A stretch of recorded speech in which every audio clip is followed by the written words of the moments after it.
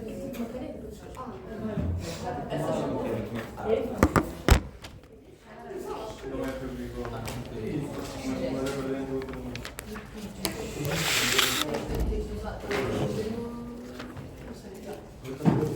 não lembro bem onde é que ficamos. Era só o vídeo? Então, eu faço só prints. Não sei se querem rever aqui alguma parte. Vou passar diretamente para o vídeo.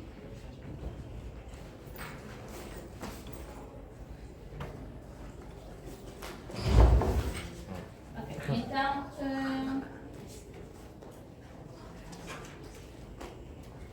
Será? Pronto, isto é uma gastrectomia. Deixa-me ver, acho que é distal. Não, então é uma gastrectomia total. Temos aqui uma orla de mucosa. Desculpem. Não sei o que é que isto aconteceu. Eu queria aqui o contexto. Portanto, é uma gastrectomia total. Ou seja, foi retirada toda a pressão, todo o estômago, e vem sempre com uma pressão gástrica, esofágica, que é esta linha que está aqui, esbranquiçada. Aqui é muito pouco, tem 2 milímetros de calhar só de esófago. E aqui temos então a parte do pyloro e do duodeno, da mucosa duodenal. Okay? E a abertura da peça das gastrectomias, independentemente se for parcial ou total, abre sempre pela grande curvatura. Porquê? Porque normalmente a maioria dos tumores do estômago acontecem no lado da pequena curvatura, daí que vamos abrir sempre pela grande curvatura. Aqui seria o tumor, nesta zona aqui, e em secção conseguimos ver o tumor. Aqui é estas áreas esbranquiçada, mas que não atinge aqui a muscular, que está solto, ou seja, chega à submucosa. Depois vamos dar a distância à margem proximal, que será a margem esofágica, e à margem distal, que será a margem duodenal.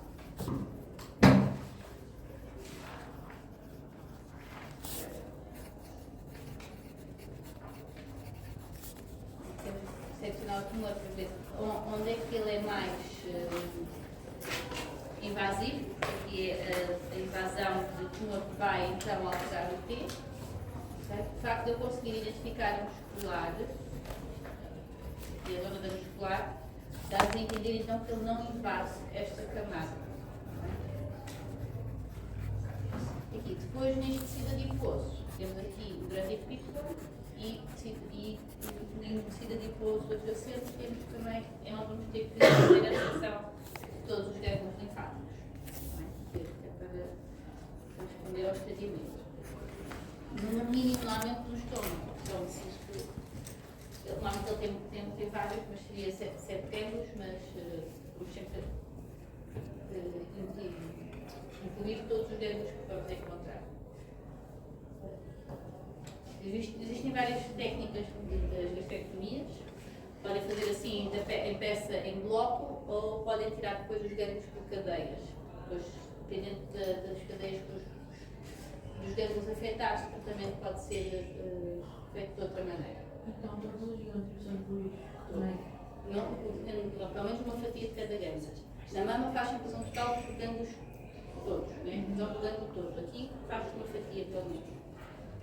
No mínimo. Será não percebemos os ganglios? Incluímos sempre os ganglios. Todos os ganglios que encontrarmos vamos incluir. Não precisa ser o ganglio na totalidade. Se o ganglio for muito grande, basta uma fatia de ganglios. No caso da mama era diferente. Todos os ganglios, mama e parte cervical e urinal, o ganglio é incluído na totalidade. Qualquer metástase tem uma outra metade, então é um protocolo. Quer-se mudar isso na parte gástrica, só que imaginem um cólon com 200 gramas, incluir 200 gramas na totalidade é complicado. Seria muito moroso.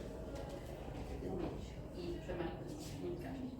Pronto, aqui eu consigo retirar, ou posso retirar toda a gordura à volta deste lado da estrada da pequena curvatura, porque o tumor não está a invadir estas estruturas. Se o tumor estivesse a invadir, ou a parecer-me invadir, a zona do tumor nunca é retirada na totalidade. Pode-se tirar a gordura à volta, mas naquela zona vai se manter para se conseguir ver a relação.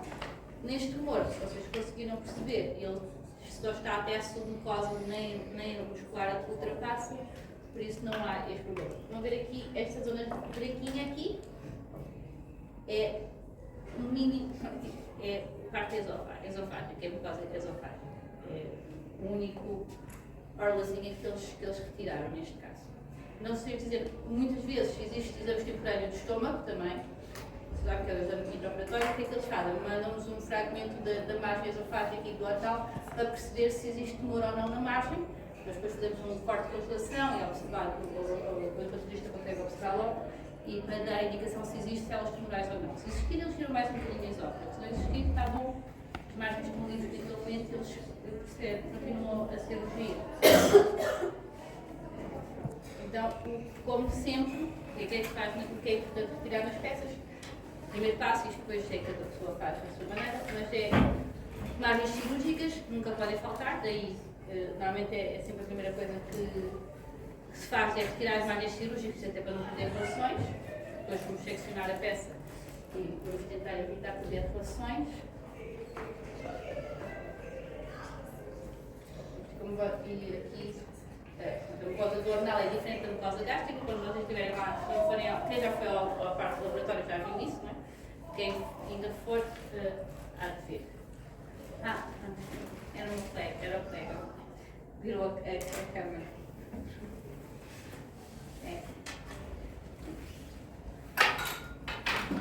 Vou mandar aqui em cima nela para fazer isto.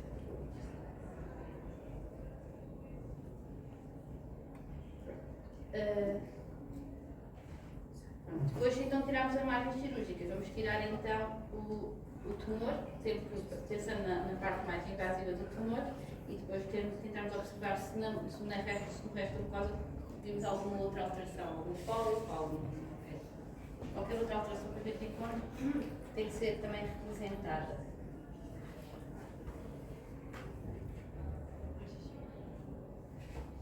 E como o tumor não invade, eu posso sempre optar por fazer a inclusão total do tumor para o patologista confirmar depois ao microscópio que realmente o tumor não invade até à subserose ou à submucosa.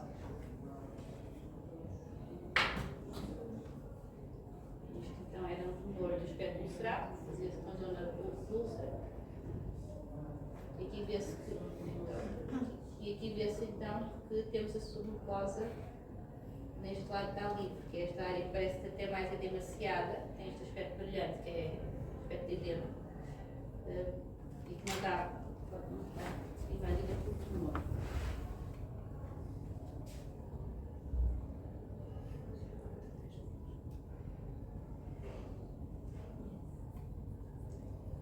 Aqui é sempre importante tentar ver a área mais grande.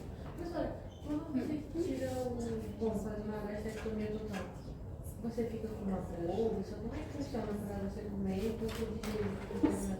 É adaptada depois.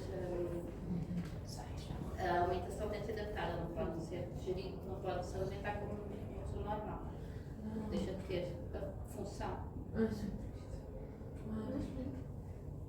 Eu não sei dizer ao certo, mas normalmente depois a dieta baseia-se por líquidos. Porque vai ser como é que vai? A parte da absorção dos nutrientes, muito delas é feita, a maior parte dela é feita em delgados. A parte de nutrição consegue-se ter.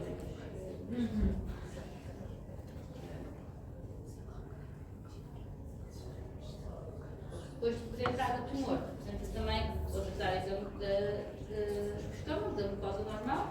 Pode-se representar uma área de cada zona, neste o tumor estava na zona do antro, não é? Que era mais embaixo do topiló, e então pode-se representar depois a zona do corpo e do fundo gástrico para mostrar que não existe outras alterações.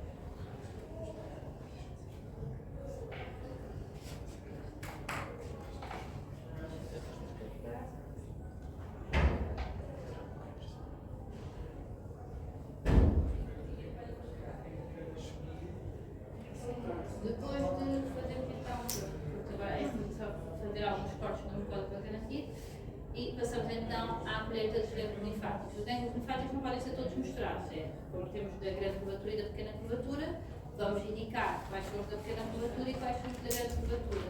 Depois, dependendo da localização do tumor, dependendo dos ganglios que vão fazer drenagem à naquela área, e os gânglios que estão metastizados, depois os tratamentos, etc., vão ser alterados. Daí serem distintos, têm que ser distintos. Bem, aqui, pronto, é o gânglio linfático, esta câmara foca. Este é um aspecto normal, este aspecto metastizado, é assim, podem ter esta cor assim mais acastanhada. Alguns que estão mais branquiçados podem ser mais reativos, ou estão lá um branquiçado que é metástase, mas são brancos diferentes e a consistência também é diferente dos que são reativos dos que são metastizados.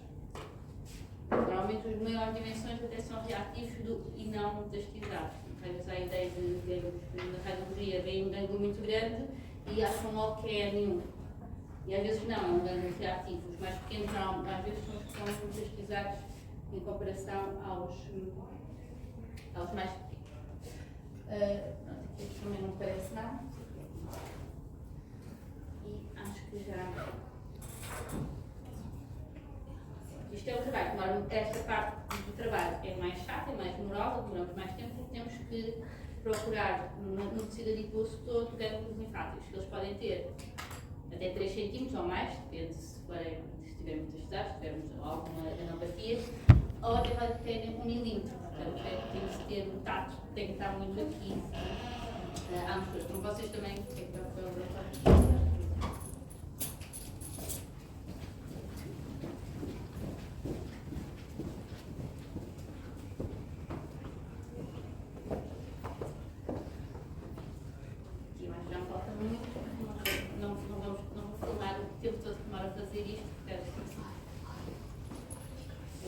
Amanhã só fazer estas coisas, depende da peça, não é? Mas às vezes vai uma manhã só a fazer isto. Pronto.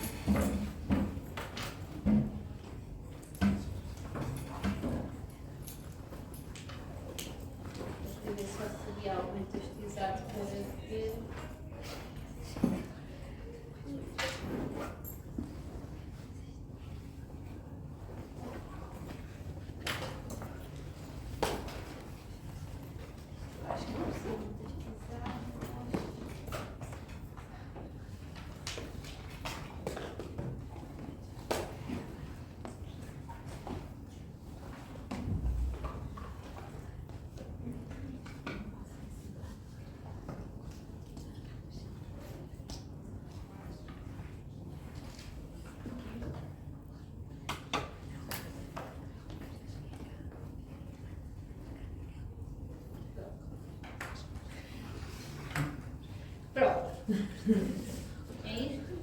É isto? Para vocês terem então a noção, conseguiram ter a noção, né?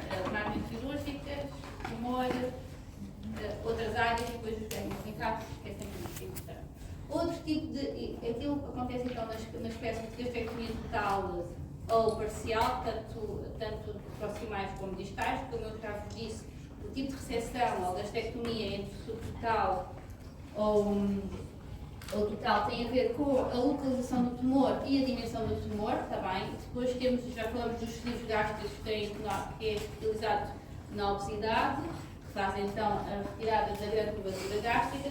Depois temos então as resecções atípicas que são feitas no estômago pelo gisto, por causa do gisto. Isto é uma resecção atípica porquê? Porque é retirado só a área onde está o tumor com uma pequena margem.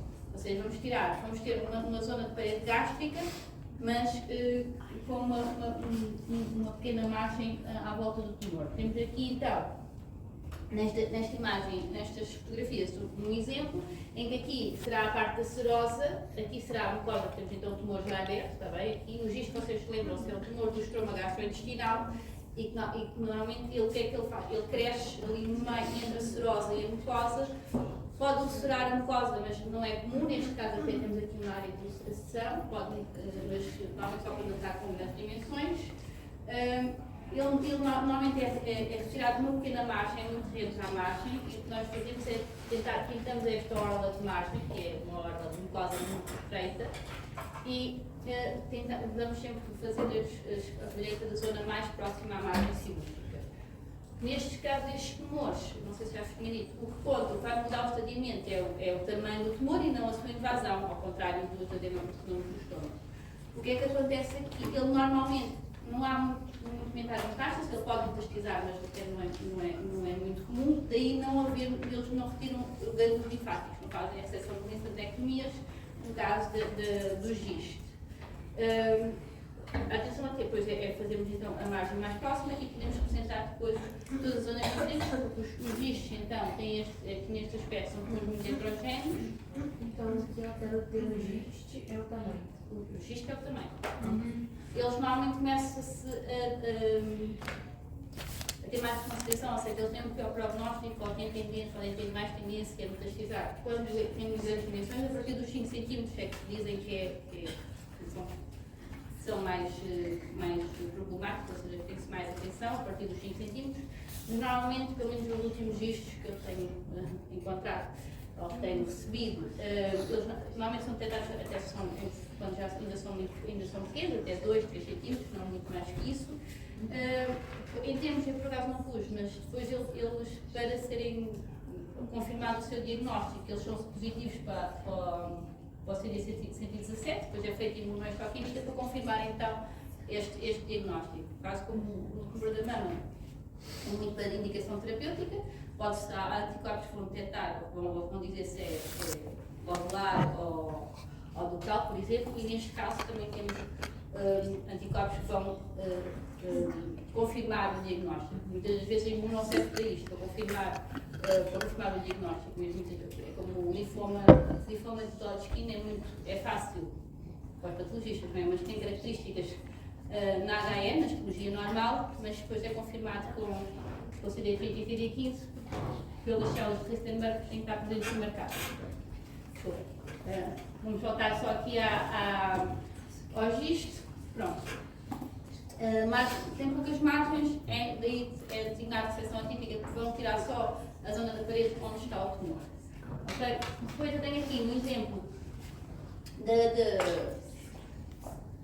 da descrição macroscópica, ok? Normalmente vamos então dizer que é uma seção atípica gástrica, as suas dimensões, e normalmente tem então retalho de mucosa, damos também dimensões, normalmente é poucos milímetros, e depois vamos dar a descrição do tumor, normalmente é heterogéneo, damos a cor, normalmente é castanhado, entre o castanhado e o branquiçado, tem áreas hemorrágicas, pode ter áreas cavitadas, e dar então a distância à margem. Depois perceber se ele parece invadir ou não algumas estruturas, e no caso até de será a serose ou a mucosa, está bem?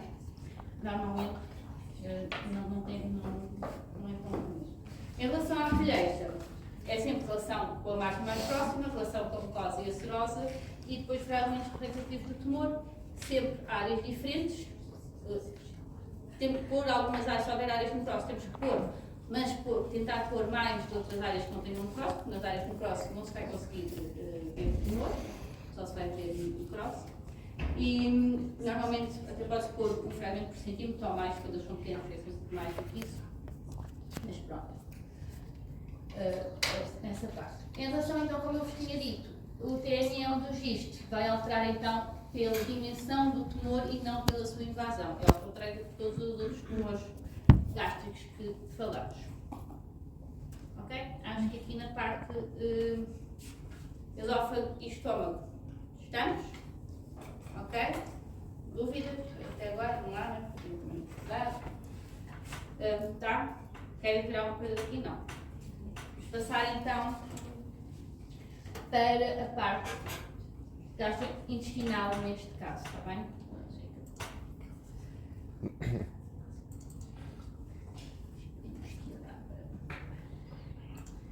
Ok. Tá?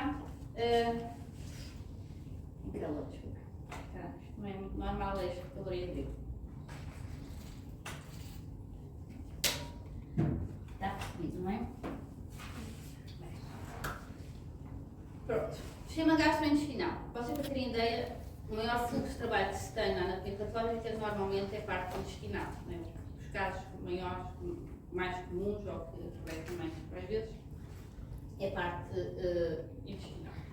Nós, aqui não tenho, mas nós vamos dividir, temos a parte intestinal, temos o intestino delgado e o intestino grosso, ok? Vamos começar a falar do intestino delgado e quais são os seus componentes, depois o intestino grosso e por aí fora. desculpa, não estaria passando à frente. Pronto.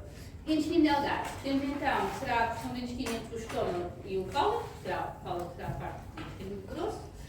Vai então desde o pyloro à válvula ileocecal. Vocês também não veio uma peça com válvula ileocecal. Não tive, não há. Pode ter 6 ou 8 metros de comprimento, então, e tem 3 segmentos, que será o duodeno, que é logo a porção a seguir ao estômago, temos depois o jejum e o íleon. Normalmente o jejum na parte superior e o íleon na parte inferior. Em relação ao duodeno, normalmente tem forma de anel incompleto, isto quer porque ele vai envolver então a cabeça do pâncreas.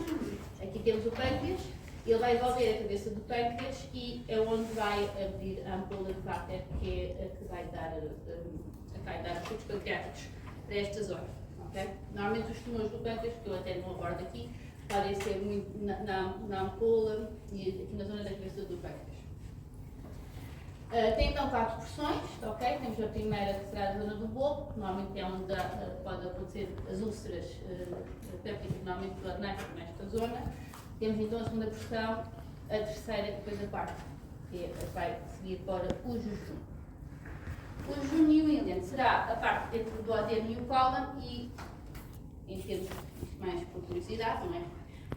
Temos as anças superior esquerdas, que são a parte do jejum, e inferior direitas, que são do íleon, e entre 15 a 20 anças, olhando tipo, em termos de. É a parte mais volumosa de vísceras que nós temos, nas autópsias. Normalmente é para os que fomos começando a retirar. As seções do intestino delgado normalmente são devido então a seções maiores, mas vocês vão ver na parte de quando tiramos cólon direito, ele vem sempre a acompanhar. Doenças intestinais inflamatórias, vamos falar mais à frente, de isquémias, ou seja, que deixa de haver o aporte sanguíneo, temos uma isquémia intestinal. E normalmente, como está dito, é raro ver tumores primários do intestino delgado, pode existir. O tumor mais comum será um tumor carcinoide, que é um tumor neuroendócrino, também que é o tumor mais comum então nesta zona do intestino. Podemos ter GIST, que até é ocasionalmente, mas até não tem sido tão infrequente assim. Linfomas, não são muito frequentes, os adenomas e adenocarcinomas, que também não são comuns. É um tumor quê? Neuroendócrino. Neuroendócrino? Neuroendócrino, sim, é de células neuroendócrinas. O carcinoide, que é o mais comum até do intestino delgado, e depois já vamos falar mais à frente, mas também é o mais comum no apêndice. Mas também é um achado acidental, normalmente. Pronto. A úlcera duodenal, nós já falamos sobre ela, que eu falei na parte da úlcera gástrica, né? Também é mais ou menos a mesma, tem mais ou menos as mesmas características que nas úlceras gástricas. É muito comum, apesar de então ter vindo a diminuir. A causa do fator muito importante será então o Helicobacter pylori, que será o que pode causar então esta úlcera. Ocorre normalmente, como eu tinha dito, na primeira porção do duodeno, normalmente é a zona onde acontece mais, porque é a zona a seguir ao antro e pyloro, que é normalmente onde se localiza a Helicobacter pylori, onde ela se deposita mais, e daí a primeira porção do duodeno vai apanhar um bocadinho também as bactérias, e raramente é biopsado. Hoje em dia começa a ser cada vez começa a ser mais biopsada a parte duodenal, até para ser detectado a Helicobacter pylori. Aqui temos um exemplo de uma descrição macroscópica, porque muitas vezes a mucosa, a enterectomia, a peça de intestino delgado tem a designação de enterectomia segmentada. É uma enterectomia segmentada porque é só uma parte segmento, ok? Ela pode vir com pressão gástrica, nesta fotografia vem com pressão gástrica, mas aqui só pus o exemplo de uma enterectomia só enterectomia, ou seja, só intestino delgado, só duodeno no caso. A descrição da úlcera, normalmente temos indicação de como é que são os órgãos e o fundo, se tem aspecto necrótico ou não. Normalmente quando tem o fundo necrótico pode estar com aspecto de malignizar. E depois a sua ensecção e depois se atinge então as camadas mais a muscular ou o tecido adiposo. E depois, óbvio, tendo tecido adiposo, vamos sempre fazer a colheita de gânglios linfáticos até para perceber se existe ou não algum tumor desconhecido. Na parte da colheita, temos então, vamos fazer sempre as margens cirúrgicas, a mucosa normal, a lesão IT, ou seja, inclusão total da lesão, toda a úlcera vai ser incluída para ser analisada, está bem? Porque macroscopicamente nós não estamos a ver alterações neoplásicas, mas pode ter, disso fazemos então a inclusão total, e será então os gânglios linfáticos. Outra alteração do intestino delgado será o divertículo de Merkel, não sei se vocês já ouviram falar, é uma malformação congénita, que ocorre normalmente em 2% da população e localiza-se então no bordo antimesentérico. Isto quer dizer o quê? No intestino delgado, no intestino grosso, temos um bordo que é onde o mesentérico está ligado. E o bordo oposto que é o bordo antimesentérico, ok? Daí onde temos a parte do tecido adiposo, que é o mesentérico, que agora é considerado no ar, para aqui. Então será o bordo mesentérico e o antimesentérico, ou seja, o que aqui quer dizer é que o divertículo de Merkel vai ser uma invaginação posterior, tenho a imagem a seguir, que então acontece normalmente no bordo antimesentérico.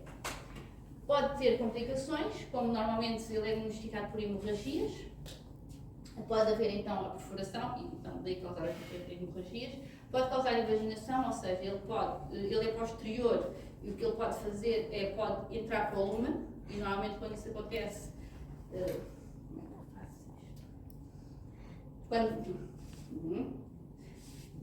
precisava de brinquedos para poder mostrar. Ele é uma formação. Acho que tem uma imagem, depois consigo mostrar. Já vos mostro, que é uma invaginação. E pronto. E raramente tem alguma malignidade, ok? Em termos. Pronto, aqui temos, nesta imagem, isto seria o segmento intestinal, que continuaria assim, nestas dimensões, por este lado, e isto é o divertículo. Okay? Ele vai ser então como se fosse uma invaginação, uma perfurância para fora, certo? Quase como um pólipo, mas será, é parte intestinal. O que pode acontecer? Ele invaginado, nesta imagem dá, ele aqui, em vez de estar contínuo para fora, ele invaginou para dentro do lumen, e o que ele pode fazer é depois, com o trânsito intestinal, ele pode continuar a puxar o resto do segmento. Daí depois pode causar uma obstrução e até depois causar algum tipo de isquemia e ser necessário também retirar este segmento. Pronto. Nós ainda vamos falar das invaginações a seguir, mas vou ter que tentar explicar o que é uma invaginação. Macroscopicamente, o que é que nós vamos fazer? Vamos medir o segmento de William. Normalmente o que eles fazem é retirar o segmento de William com o divertículo.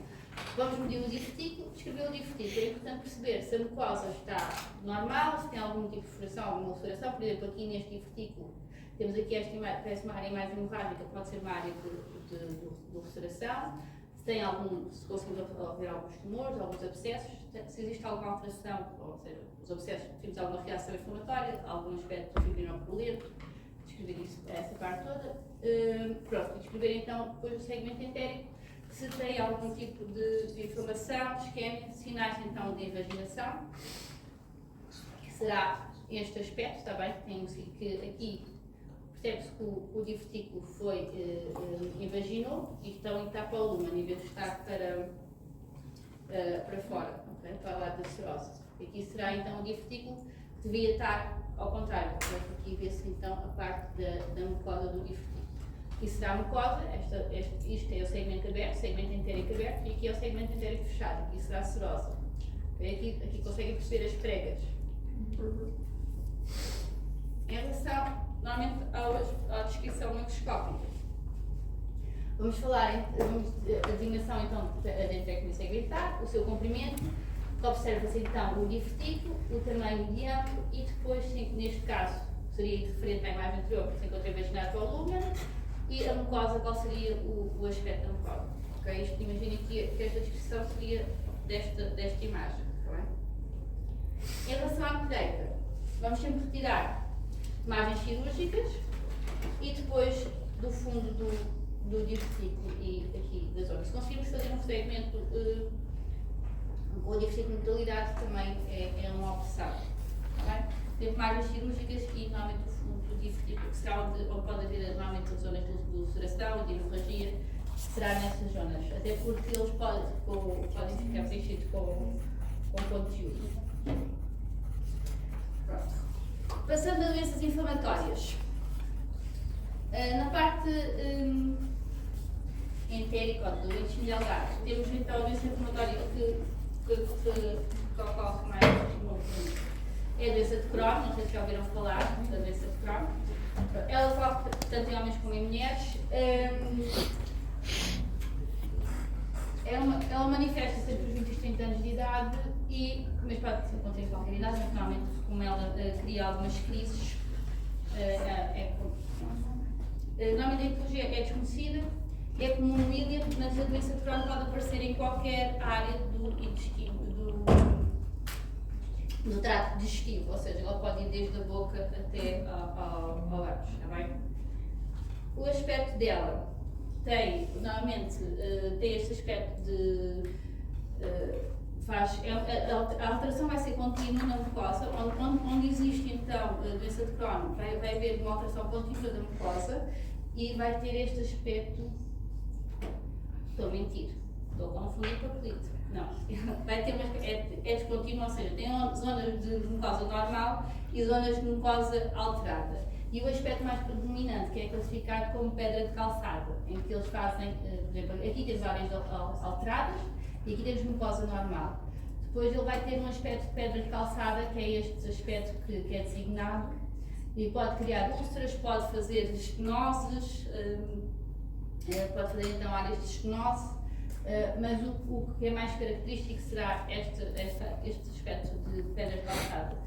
A zona mais normalmente que acontece será no íleon terminal e normalmente também as reseções de intestino hemisdireitas, por isso, porque ele até causa uma estenose nessa zona e então é necessário depois fazer a remoção de parte do intestino. Em relação depois à colheita que temos que fazer nestes casos, vamos tirar, como sempre, margens cirúrgicas e mucosa normal e depois os blocos representativos das alterações existentes, que no mínimo vão ser 5 a 7, mas se for uma peça muito extensa, vai ser um fragmento por cada 10 cm, isto para conseguirmos representar todas as áreas. E representar então as áreas também de transição entre a área normal, entre a lesão e a mucosa normal e colher os términos. Isto porque esta doença, como vocês vão ver um bocadinho mais à frente, é muito parecida à colite ulcerosa. A doença de Crohn é muito parecida à colite ulcerosa e então existe só algumas diferenças entre elas, então é necessário descartar. Óbvio que se acontece no íleon, no intestino delgado, não é colite, não é? É a doença de Crohn. Mas por isso temos que. Mas quando é na zona do cólon tem que se fazer então, faz sempre esta colheita mais extensa. Em relação a invaginações, que são outras alterações que podem acontecer, e o que é que acontece? É a parte do intestino invagina para dentro do próprio lumen. Okay? Normalmente isto acontece por tumores, quando há algum pólipo, em que o trânsito intestinal vai seguindo e existe uma formação na mucosa que depois, com o trânsito intestinal é puxada, então faz com que todo o resto do segmento seja puxado e entre no lumen, então faz esta invaginação. Pode ser causado por tumores, por pólipos, etc. Aqui, por exemplo, temos este segmento invaginou para dentro do seguinte, pode causar então, isto já tem uma espécie de isquémia, pode causar então a isquémia, e temos aqui este segmento aberto, e temos então aqui a parte mucosa que foi do segmento que invaginou, e na ponta, parece que temos aqui uma formação tumoral ou um pólipo, que faz então com que esta invaginação aconteça. Em termos de colheitas e da amostragem vai ser sempre as margens cirúrgicas. Se for tumor, vamos proceder exatamente como um tumor normalmente, não é? Fazer a área mais invasiva, distâncias às margens e temos que depois adaptar ao que nos aparece à frente. Podemos também ter no intestino delgado as isquémias, que até é muito comum, então a uma necrose hemorrágica e vai ter então este aspecto congestivo generalizado da serosa e da mucosa também. Aqui ainda parece que mantém-se um bocadinho está mais normal também, mas aqui será então a zona de isquémia. O que acontece? Depois na abertura da peça, a parede está muito mais adelgaçada, vai diminuir a parede a parede do segmento, e a mucosa normalmente tem perda também do seu pragueamento normal. Desculpem lá, às vezes custa assim. O que é que eu queria vos dizer aqui sobre a isquémia? Queria vos dizer alguma coisa sobre a isquémia, mas agora não está a correr.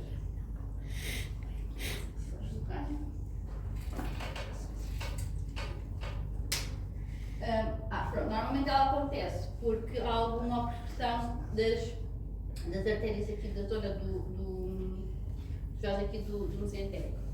Pronto. Mas vamos passar à frente. Pólipos. Nós já falamos dos pólipos na parte gástrica. Os pólipos vão ser, eu depois não versei muito sobre os tipos de pólipos, que podem ser vilosos, podem ser hiperplásticos, podem ser idênticos ao do estômago. A parte da amostragem, seção dos pólipos e biópsias é igual ao que temos na parte gástrica. Eu não quis pôr logo aqui as mesmas coisas porque é igual, né? As biópsias são exatamente a mesma parte do ília, não temos biópsias, né? não chegam lá, mas gástricas sim. Os pólipos podem ser também pediculares ou césseis. Normalmente no intestino delgado, quando temos pólipos, temos o segmento do intestino, está bem? E eles às vezes têm aspectos lipomatosos em secção, que é o caso dele. E aqui seria dar margens cirúrgicas e representar o pólipo até na sua totalidade, porque então para ser analisado se tem displasia, está bem? Mas podem ser então, neste caso parece mais ter um aspecto césseo, e neste caso aqui tem um aspecto purifoide, tem a zona aqui de pedico e a cabeça purifoide. Eles podem ter vários aspectos, mas este aqui até tem um aspecto mais carnoso, quase que tem aspecto de linfoma, era avaliar. Em relação aos adenocarcinomas, eles são raros, os adenocarcinomas do delgado. 70% dos casos normalmente são duodenais e normalmente são mais frequentes são os de aspecto linfóide. Normalmente, quando são diagnosticados, já existe então envolvimento dos gânglios linfáticos. Está bem? Em relação, temos aqui um exemplo. Esfumator.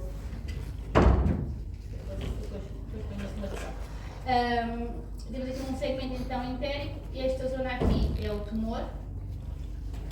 E o que é que vamos fazer é dar a dimensão do segmento, a dimensão do tumor, distâncias às margens, depois em secção o que é elevado, porque exatamente como os adenocarcinomas do estômago, e como vocês vão ver do colo, o que interessa nos adenocarcinomas será a sua invasão é que vai alterar o tempo.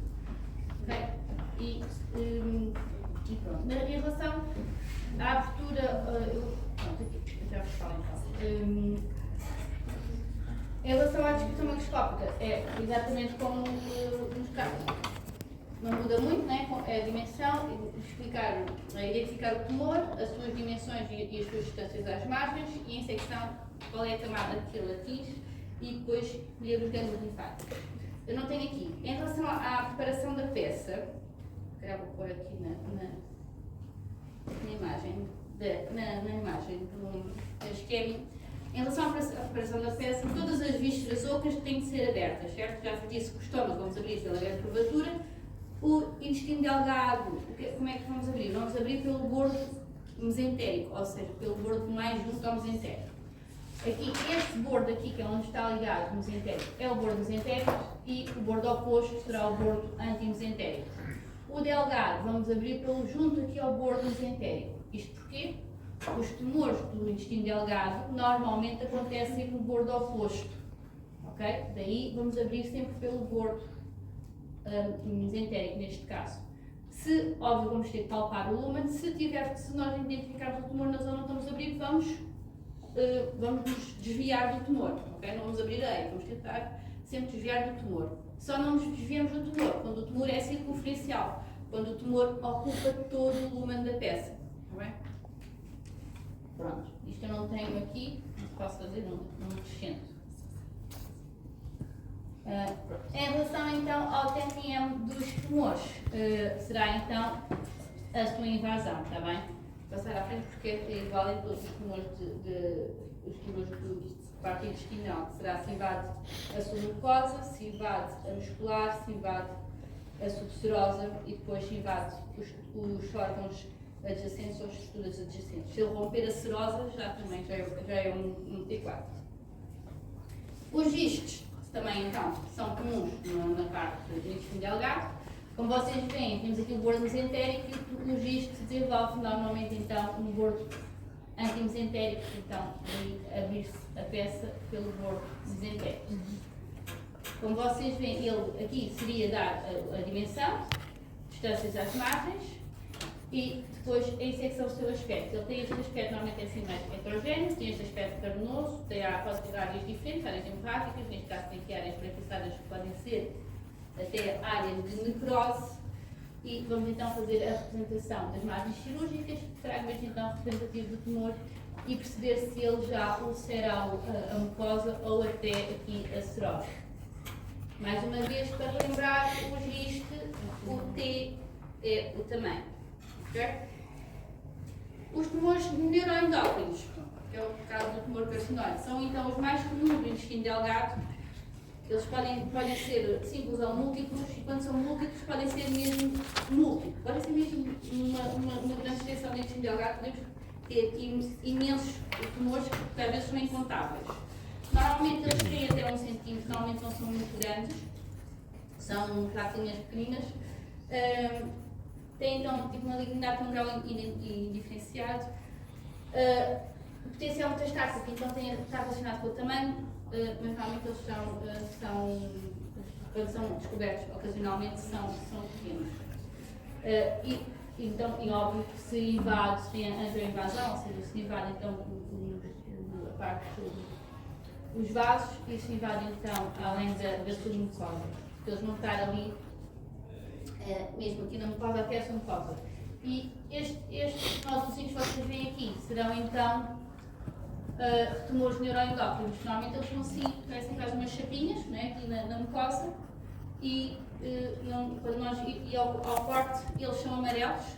A coloração típica deles são mesmo tumores neuroendócrinos, os carcinóides, são mesmo amarelados, e depois vão fazer áreas representativas que ficam ali invadem a sua mucosa e podem ser mesmo múltiplos. Normalmente são diagnosticados, são ocasionais, é um diagnóstico ocasional. Eu já houve uma vez que tive um tumor neuroendócrinos com uma extensão enorme de ília e que foi retirado por isquémia de uma pessoa já muito idosa, que teve isquémia intestinal e quando se diagnosticou tinha imensos tumores neuroendócrinos.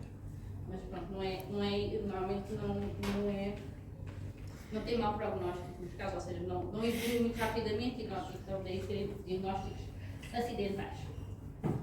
Aqui em secção era para tentar perceber que eram amarelados, mas o mais negativo não é dos melhores, e aqui temos então outro exemplo do tumor neuroendócrinos. Aqui, na parte, eu não tenho aqui descrição microscópica, mas seria então, observa-se múltiplos nódulos, múltiplas pápulas, o que seja, na mucosa, e que em secção são amarelos, normalmente são homogéneos e amarelados, e dar as suas dimensões. Óbvio que o maior é que vai aqui contar, não é? Este aqui não tem nem 1 centímetro, mas depois será o tamanho superior a 1 centímetro que vai então também mudar o escaseamento. Também nestes casos também será o seu tamanho que vai mudar e depois se invade a muscular própria ou não. Okay? Os dois componentes. Em relação aos linfomas, também podem então acontecer no intestino delgado. Podem ser solitários ou multifocais, mais uma vez pode haver só um, pode ser vários. Podem ser secundário ou primário, ou seja, pode ser próprio, começar a ser o primário, ser no intestino delgado, ou então ser envolvido posteriormente. E normalmente tem um aspecto ulcerado, ou pode ser segmentado, e em secção tem então um aspecto denso e carnudo. Não é o caso daqui, que como eu estava a dizer, no outro pólipo que até tinha um aspecto carnoso que parece um linfoma. Aqui temos esta área aqui da mucosa, que mais branquiçada, e esta zona ulcerada será então a zona que terá o linfoma. depois a secção ele tem um aspecto mais cremoso, é quase como, não quero fazer comparação alimentar, mas normalmente é sempre mais fácil, mas pronto, tem um aspecto carnoso, é um aspecto mais compacto, normalmente espreguiçado. Não vou fazer o aspecto. E aqui então temos o que pode ser então o strato que estava nas descrições. Dúvidas até aqui?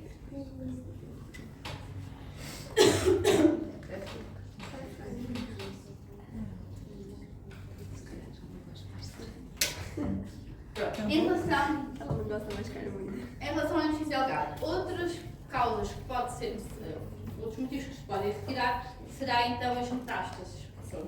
Imaginem um tumor do ovário, um casquilhão, normalmente temos aqui por via das cavidades, é muito fácil de metastizar para a parte intestinal e criar então estas adesões. Temos aqui um exemplo num envolvimento de adenomatossoma do ovário, okay, em que ele vai criar, isto tudo que vocês veem aqui esbranquiçado é tumor que está na parede intestinal e aqui temos então uma metástase, neste caso até duas metástases de melanoma. E os melanoma vão ter exatamente a coloração que o melanoma tem, bem? Que será este aspecto assim hiperpigmentado. E aqui no adenocarcinoma do ovário, vai-se perceber então depois na secção que normalmente a mucosa não está alterada com o tumor, está só na superfície. Estou a falar muito rápido? Estou, né? Um pouquinho. Ok. Querem dúvidas de alguma coisa? Pronto, eu aqui comecei a falar logo de tudo, não é? A patologia e a macroscopia. Professora, o que muda o termo neuroendócrino na trabalho? Ele também. E depois tem a ver se tem mais de 1 centímetro e depois se quase. É quase as duas. É uma combinação quase das duas. Se ver aqui. Ele passa a ter dois derivada muscular própria e ou tem mais de 1 centímetro. Não. É uma combinação. Tá? Posso começar? Tem muitos slides, são quase 120. Sim. 19, só dei 34. Por que é que eu falo rápido? Não, vamos respirar então. Querem que eu veja? Alguma coisa ficou por esclarecer? Alguma coisa que não ficou, vocês não estão a dar atenção, não é? Sabem lá alguém ficou por esclarecer. Eu tenho que ver isto em casa de Vamos passar então lá da parte anatómica do intestino grosso. Ele vai ser então constituído por 4 porções, não é? Temos então o cego, o ascendente, o transverso, o descendente e o sigmoide e depois temos então o reto. Não é cólon, é reto. É outra versão. Aqui temos então os 4 segmentos, o cego, o cólon, o reto e o ânus. E pronto, eu estava a referir logo a parte do cólon dos 4 segmentos do cólon. Desculpa, tenho que virar.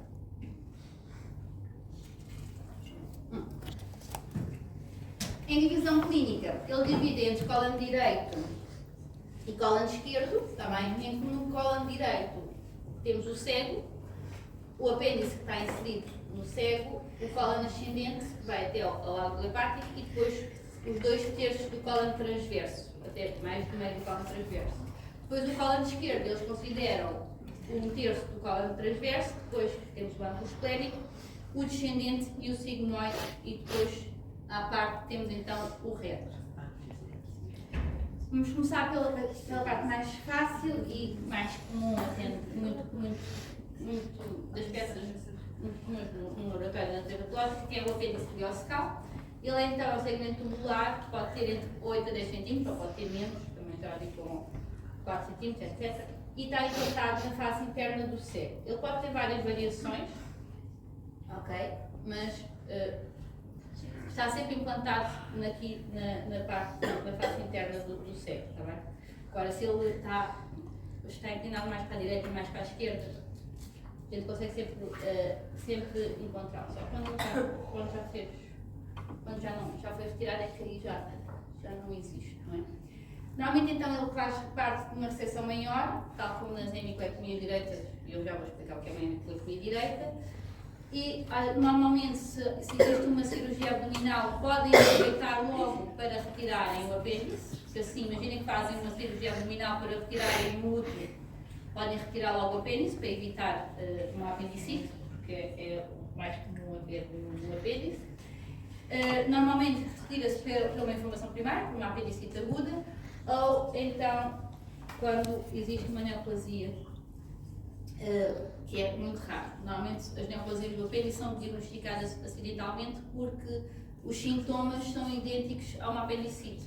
Okay? Então normalmente suspeita-se uma apendicite e aí depois é que é diagnosticado então um tumor.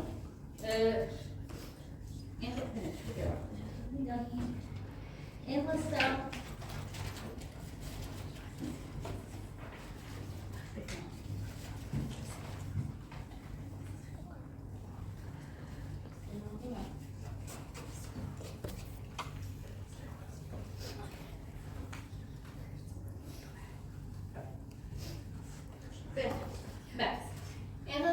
ao apêndice ileocecal, temos então as patologias mais comuns, será a apendicite aguda.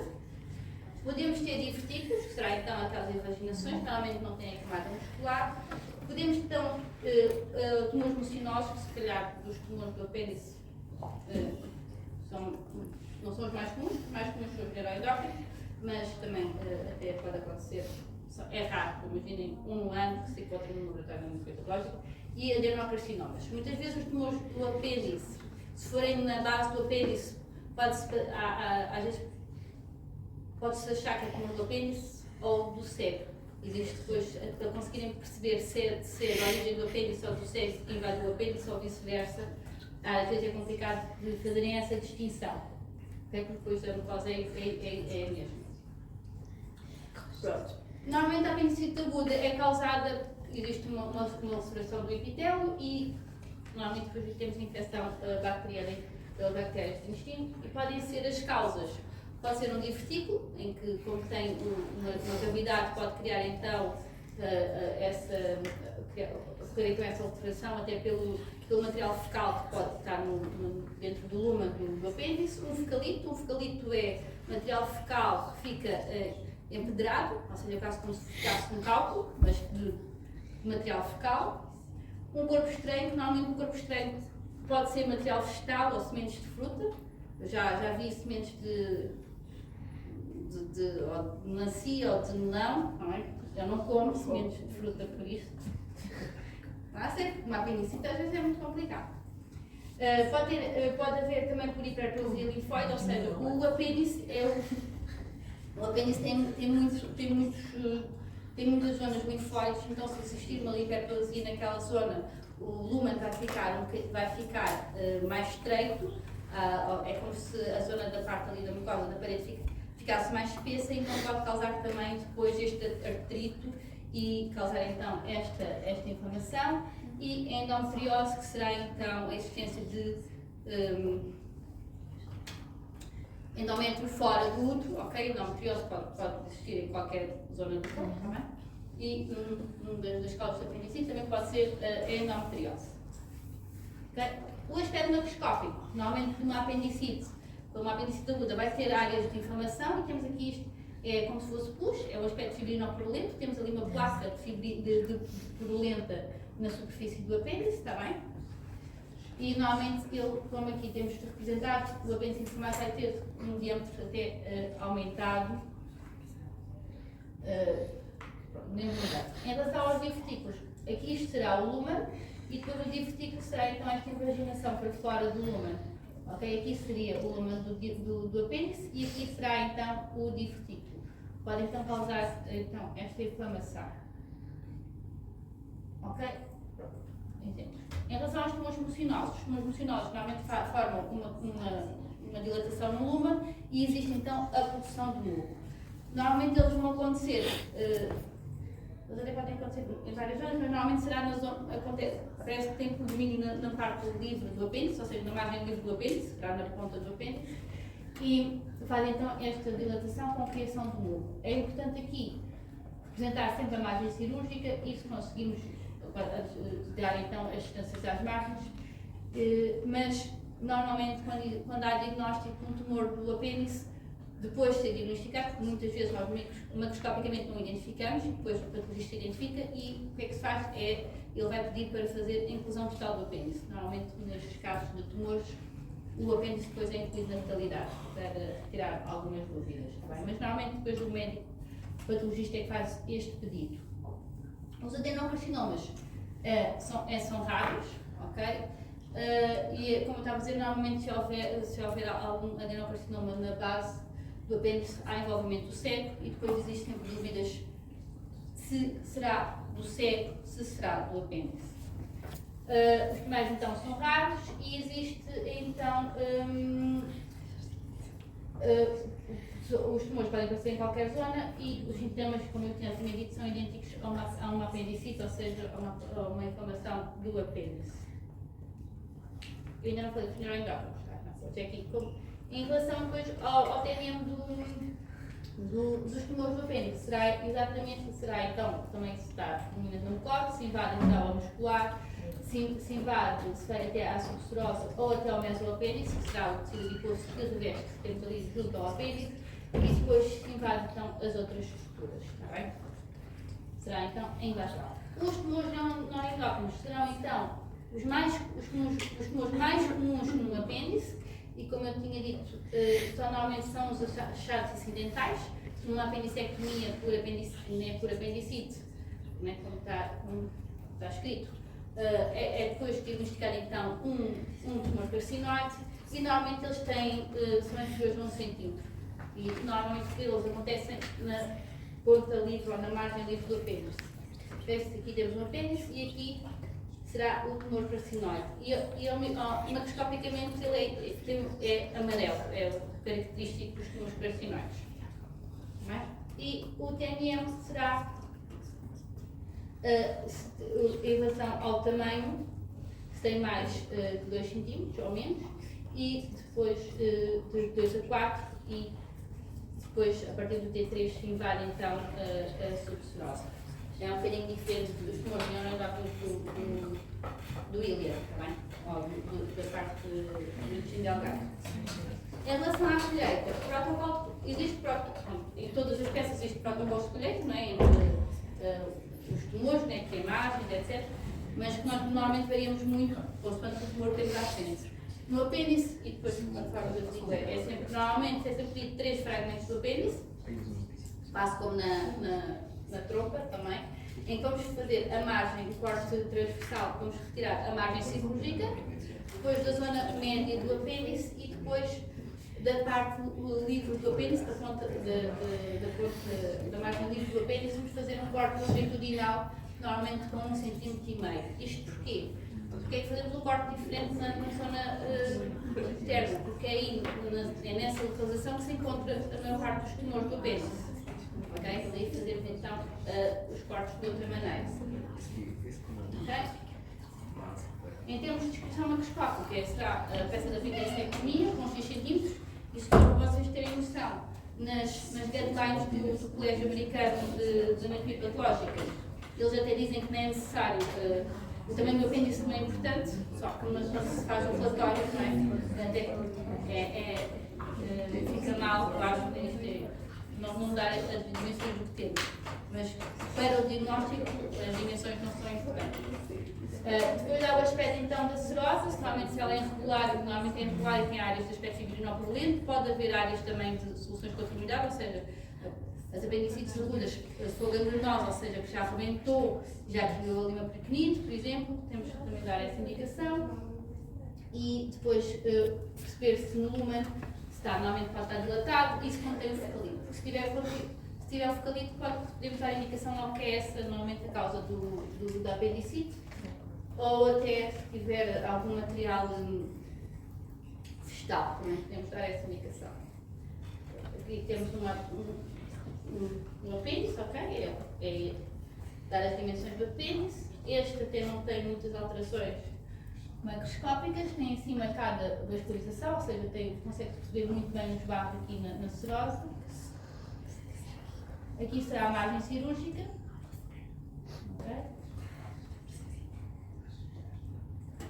Okay? Que é preciosidade.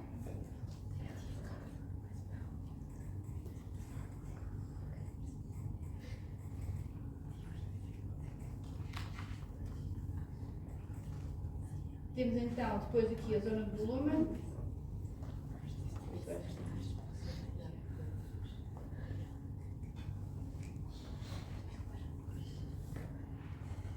E depois a zona livre, vamos fazer assim 1 cm mais ou menos. E fazer então um corte longitudinal, porque se houver tumores, então será nesta zona. Será nesta zona normalmente que acontecem os tumores. Pronto, daí depois é perceber o que é o conteúdo. Neste caso, para ser tinha conteúdo purulento, mas pronto. E normalmente, o protocolo de colheita do apêndice são os 3 fragmentos de uma cassete. Pronto, é só. Em todo lado será mais ou menos assim, mas pronto. É margem cirúrgica do terço médio, até para perceber se houver zonas com uma solução de continuidade, é essa zona que vamos dar mais importância, ou se tiver aqui não tinha muito aspecto fibrinoprolento, mas se tiver áreas de fibrinoprolento, também tentar apanhar essa zona, e então a margem livre. Em relação então. Que horas? No computador tem uma hora diferente da população. Querem começar agora os column? São 5 e 10, temos 20 minutos.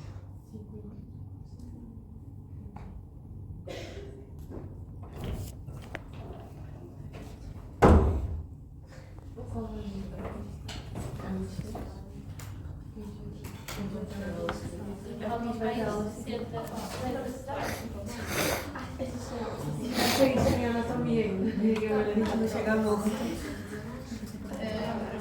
Parece, eu pensei que eu passei em camarão, pescoço de galinha. Pronto, então. É a única forma que eu tenho. Você tá decorando? Por aquilo, não sei se Camarão. Aí eu pensei para camarão e a gente localiza, tipo. não sabe. Desculpa, eu sou muito louca.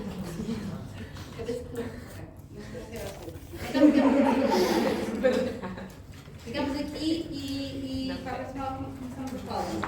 Pode ser. A carne moída parecida. Amanhã, quem é que vai amanhã? Está aqui alguém para amanhã? Não esqueçam de fazer a bolinha. Bem, para a baixa. E eu espero que vocês gostem de ver todos os colegas que me gostaram, não? Não queriam sair de lá pelo brinco? Fica olhando.